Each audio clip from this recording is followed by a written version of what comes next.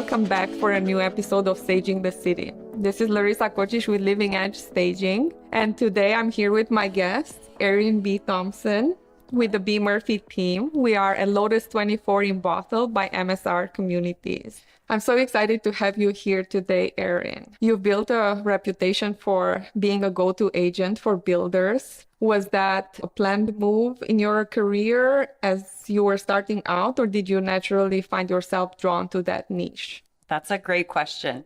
So my background is a real estate appraisal family. My dad's a real estate appraiser, and I interned and worked as an apprentice. And after I got my business degree, my first job was for a land development company in finance. And we also had a home building company. So from the beginning of my career, I've been in the background of the whole process of how a home gets built. But the true story is I did a little bit of fake it until you make it.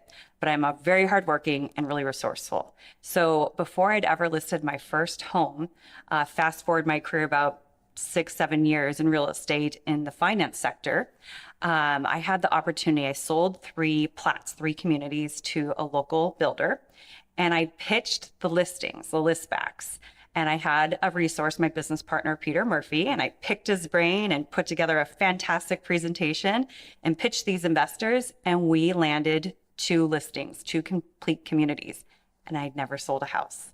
But the secret of my success was hardworking and, again, allying myself with experts in the field. What a wonderful story. Yeah. Thank you for sharing. Absolutely. Next, could you tell us a little about your first experience working with a builder? What have you learned from that? And is it still influencing you today? Absolutely. There's so much trust involved when someone hires you to list a home, whether that's a traditional resale home. Take that and magnify the scale, whether it's 10 homes, 100 homes. They really have to have faith that you're not just putting up a sign or throwing out a value without a comprehensive knowledge of not only the market, but marketing and what the value proposition is of that home. And so when I worked with my first builder, it was the recovery of the market. It was still a challenge, and there was background pressure from investors. So just like a home that's not selling, I learned you have to be bulletproof in your approach. You need to make sure the site presentation, the staging, the pricing, the marketing, that everything is dialed in and honestly above criticism. So you have to take extreme ownership. And then beyond that, what I also love about new construction is that massive knowledge of the market. So I'm kind of a nerd. It's a little bit of a secret. It's that business side of me. I loved spreadsheets and I loved the data analysis. So early on, I would present, a graph showing the price per listing by community. So we're not mixing apples and oranges, or we're not looking in a vacuum and having skewed data. So I built this trust by, again, a comprehensive analysis of the market, showing us where do we need to be positioned based on the quality and amenities of this community. And then, of course, communication and being proactive. And so that's how you keep that trust and have their confidence on the suggestions and recommendations you make. Sounds like you have a really good strategy and you really know how to go above and beyond. Yeah. For builders and especially big developers such as MSR who are selling real estate professionally. Yeah. Is there an expectation of you being more than the salesperson? Absolutely. I consider myself part of an extension of their family, and they do treat each other like a family. And I love that. And so I put myself in as like a fiduciary doing what's best for them. So not only do we help with their land supply, so I've got to put my money where my mouth is. If I say you should buy this land at this price, they're sophisticated, they underwrite it, of course. But at the end of the day, I have to back up that I can sell the home when it's built at the price I said they could, instead of being just transactional. And a lot of land brokers or land acquisition, if it's just a broker, they're trying to get a deal done and perhaps get a paycheck, right? But they don't have to see it through on the back end. And when you do have an arrangement like I've had with MSR, and I value them so much, they have the confidence that I'm going to have to show up and deliver on what I promised. So you just mentioned the sophistication involved by working with builders. Can you go into some examples and dive deeper into the complexities that your work entails? Absolutely, absolutely. So we have to think outside of the box. I have an example of where we took over a listing from a very skilled agent, but when you're working in a community where there's lots of homes to list, you still have to treat each home individually. And so this experienced builder had built a beautiful home, and it was the last home, and they just couldn't get it sold. And we were privileged to take over that listing to help them see it through. And the first thing I noticed when I walked up is that there was a steep slope right near the front entrance. And it wasn't required to be fenced for safety, but I thought, this home is large in bedroom and in size. Our buyer demographic is going to be a family. That's just what it is. And so if I had a young child and I walked up, I'd feel a sense of not being safe, and that a ball could roll down or my child might fall down there. And so from day one, it wasn't just the pricing or photos or staging, which are all important tools in our toolkit. I said, you need to put a wall of trees here, short, not in feeling that the space is crowded, but you need to make it feel safe. We sold it that first weekend. So never getting complacent and still treating each home individually. And then a lot of it can even be up front.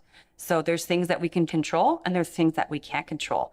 But being able to be involved in the front end with a builder and to marry their skill to execute the beautiful construction of a home with how am I going to market it? How am I going to handle maybe some buyer objections like road noise, or making sure, again, like your primary bedroom is facing the right direction for an influence that's out of our control.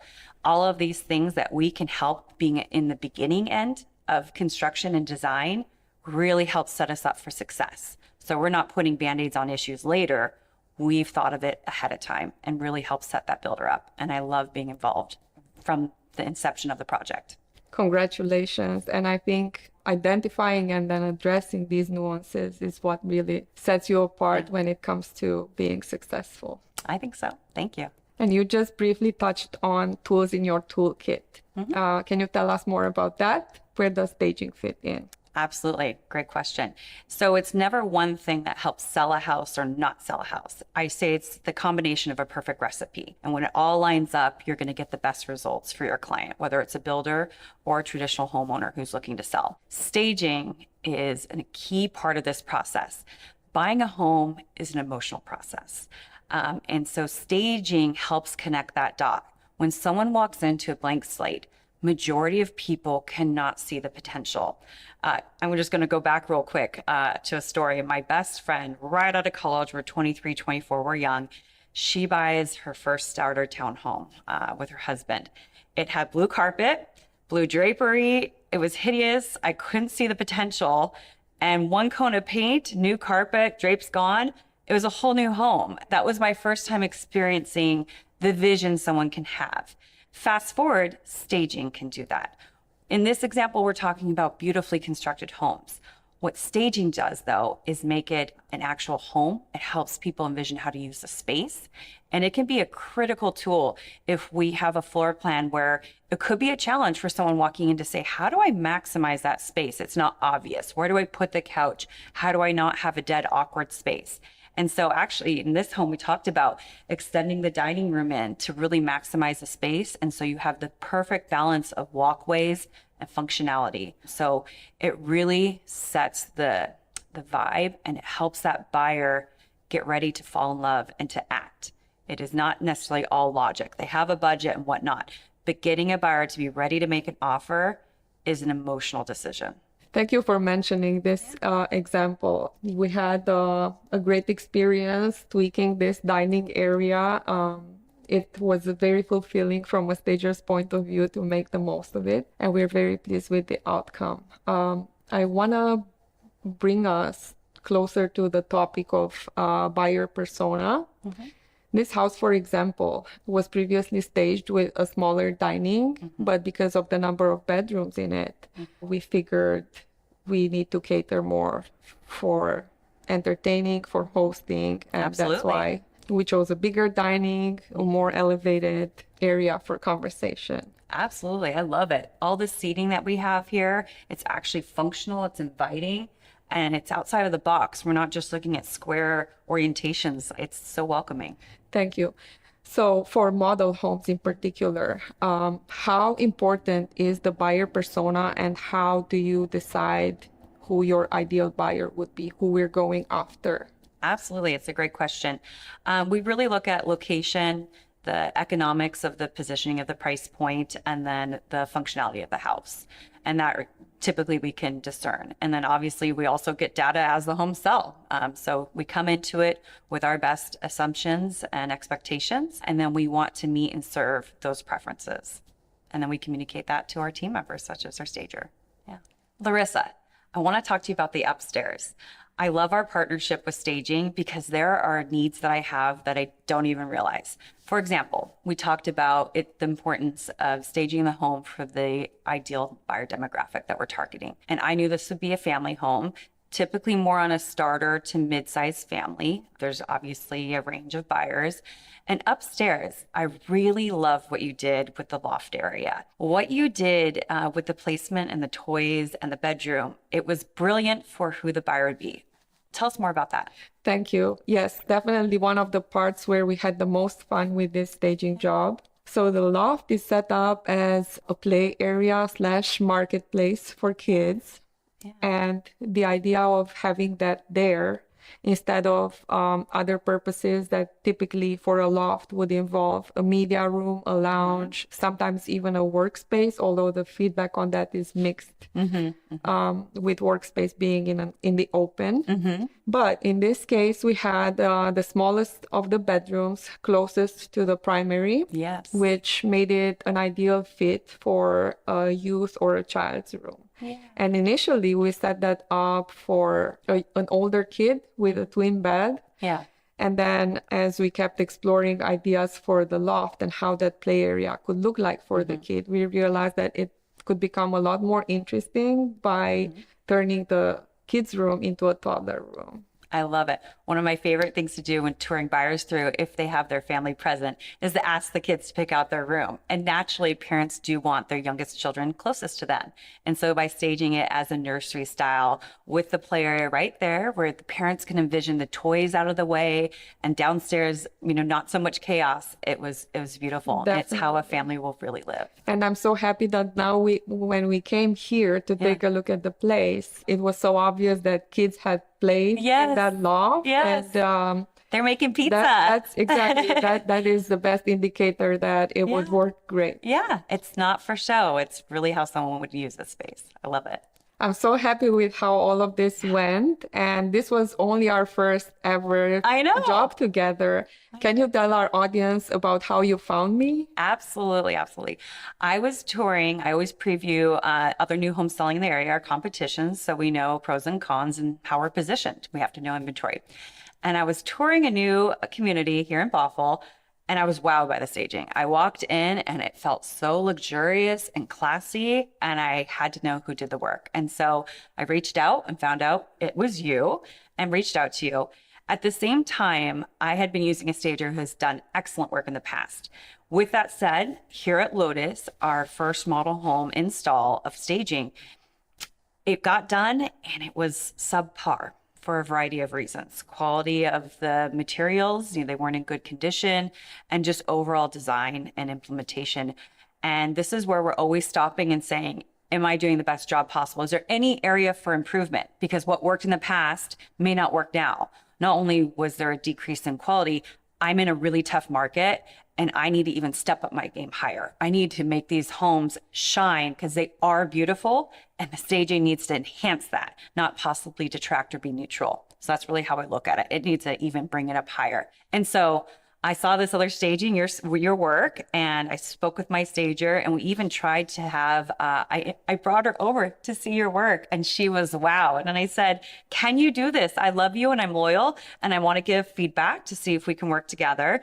And she actually did a second attempt. She restaged and it still wasn't the bar. And I got in quotes to make sure apples to apples. I pay for staging, so I'm always looking for a really strong value, right? I need to get the job done at a high quality, and yet I'm footing the bill, so I don't have an endless budget. And I'm also keeping these homes staged for months, if not maybe years, depending on the size of the community. If you're having 60, 100 units, I'm in there for the long game. So anyways, long story short, here we are today, and I love it. You knocked it out of the park. I literally could not be happier. Thank you. To me, it's such a privilege to come late in the game and, make room for all this to happen. Yes. In an established market. It's not only a difficult time for agents, but also from a stager's point of view, things sitting for longer means that our inventory is moving more slowly. So getting new clients at the same time is crucial. Yeah. And now I have the confidence on future projects that this quality level is there, and I'm going to have more trust that I'm not going to have to audit it or have extra days in before photo shoots to make sure it's actually done to the level I'd like. And that's a huge part of this process. We're a well-oiled machine.